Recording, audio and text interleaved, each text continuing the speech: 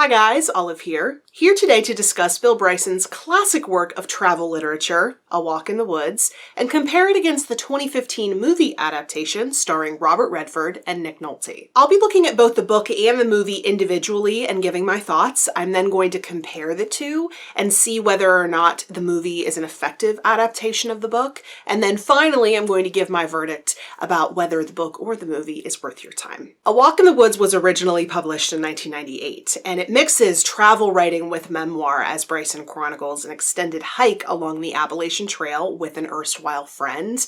Bryson had just recently moved back to the United States after having spent 10 years living abroad, so it seems like the hike was at least a subconscious effort to reconnect to the country that he left. The Appalachian Trail, also known as the AT, is an epic path. It spans nearly 2,200 miles or 3,500 kilometers from Georgia the whole way up to Maine. The Appalachian Trail Conservancy advertises it as the world's longest hiking-only trail. In the book, Bryson gives the history of the Appalachian Trail. He discusses the intricacies of hiking itself. He lists all the dangers that hikers will face if they attempt to traverse the Appalachian Trail, in addition to just discussing his own experience with the trail. The book is extremely well researched, and it seamlessly includes all of this side information. When he's conveying this information to you, it never feels like a diversion from that central story. It always feels like it's something that enhances the experience, like knowing more about the areas that they're passing through or the wildlife that they're encountering. It makes it feel more immersive. Bryson is also really funny, as you'll probably know if you've ever read any of his books before. He has this really dry, sarcastic wit that he injects into basically every element of the book, which I found to be really enjoyable. But what I definitely noticed in this book and have noticed in some of his other books is that he's really judgmental. His observations of people can be downright nasty at times, and it does make me wonder whether or not in the moment he felt comfortable saying these biting, snarky things to people's faces, or whether or not he reserved all of that inner monologue for the book.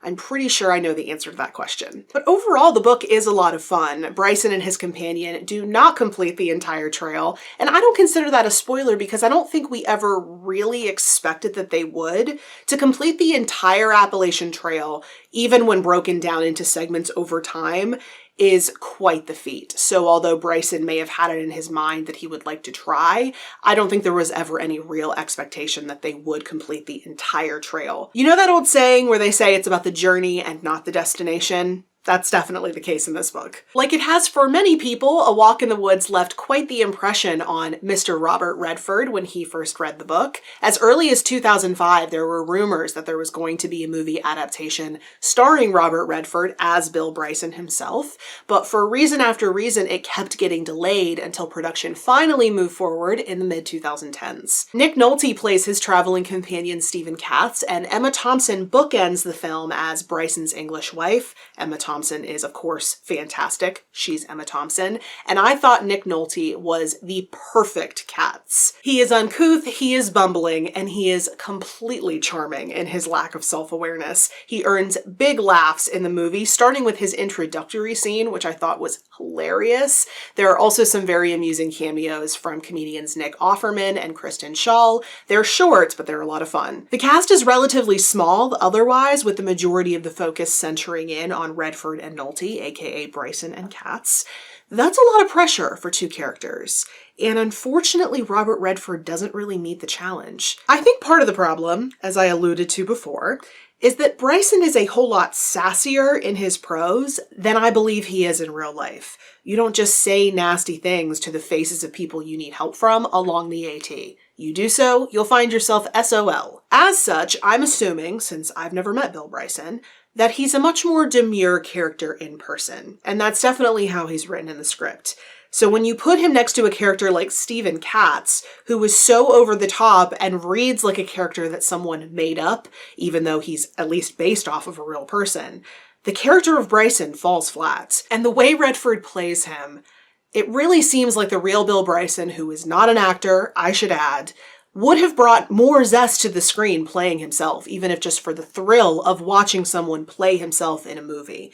The way Redford plays him isn't bad, it's just bland. However, the movie is, in large part, extremely faithful to the book. Many lines are pulled directly from it, and with the exception of a few dramatizations, you'll recognize many of the same core plot points in both.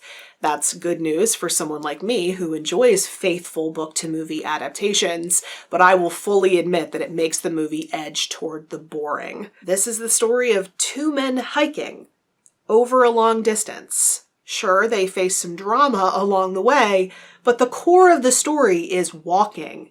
Not exactly Transformers action-wise. The script does have a hint of the side information about the trail itself that are provided via info dumps that Redford unloads on Nolte. They never really felt natural. It never felt like an extension of the story like it did in the book. They're kept to a minimum in the movie, I think because they felt so unnatural, and I think because they assumed quite rightly that the audience wasn't all that interested in that kind of information in a visual medium. But the movie does lose a lot of the charm of the book because it doesn't have that information. The movie does have an advantage over the book in one major way though, and that is those visuals. The visuals of the trail in this movie are absolutely breathtaking. And the feeling of the peace of the woods is really there. When watching this movie, you can understand the appeal of the hike, so I really applaud it for that. But the biggest place where the movie diverts from the book is the issue of Bill Bryson's age. Bill Bryson took this hike and wrote this book back in the 90s when he was in his 40s. Whereas Robert Redford was in his late 70s when they filmed this movie, and I'm pretty sure they were trying to pass him off like he was in his 60s, as though they filmed this 10 years ago as originally intended. I feel like this next point is self-evident, but I'm going to make it anyway. The physical capabilities of a 40-year-old man and a 70-year-old man are very different, and Robert Redford looks like he's in his late 70s. The physical demands of the trail are really intense. Bryson very well may have been out of shape when he first hiked it in his 40s, but he wouldn't have struggled with it in exactly the same way as if he first took it on in his 70s. It's something they never really comment upon. Nor do they ever really make any clear statement about when this movie is taking place. As I said, Bill Bryson took this hike and wrote the book back in the 90s. And yet there are a lot of different indicators that we're in the modern day. In Kristen Schall's short cameo, she's singing Get Lucky by Daft Punk, which came out in 2013. We see Bill Bryson's character using the internet. And yet on the trail, where are the cell phones? Overall, I thought the movie was fine. Just fine. I saw one reviewer call it pedestrian, and unfortunately, I'd have to agree with that. I think if you've read the book, it might be worth a novelty watch just to see Nick Nolte bring Stephen Katz to life and to relive some of those scenes. But overall, I didn't really see a reason why the movie needed to exist. It doesn't really have a core message to it, and it ends up being just a watered-down version of the book. But oppositely, if you've already seen the movie and you're wondering if the book is worth your time, I would say absolutely. It has far more personality and pizzazz, and you'll even learn some things along the way. So those were my thoughts on the book and movie versions of A Walk in the Woods. Please let me know, have you read the book? Have you seen the movie? Maybe both. Let me know your thoughts on either, or how you thought they compared if you have experienced both. You can put that or any other comments or questions you may have down in the comment section below, but if you'd prefer to find me elsewhere, I am on a variety of different places on social media, and the links to all of my profiles will be in the description box below. Thank you so much for watching. I hope you're having a wonderful day, and I will see you in the next video. Bye.